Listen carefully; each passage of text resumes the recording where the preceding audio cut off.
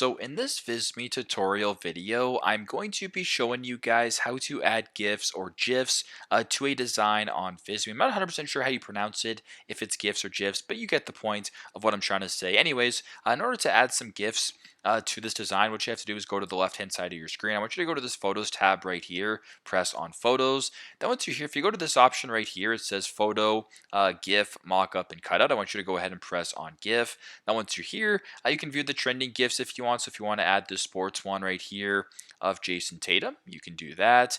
You can also scroll down, recently retired Bill Belichick.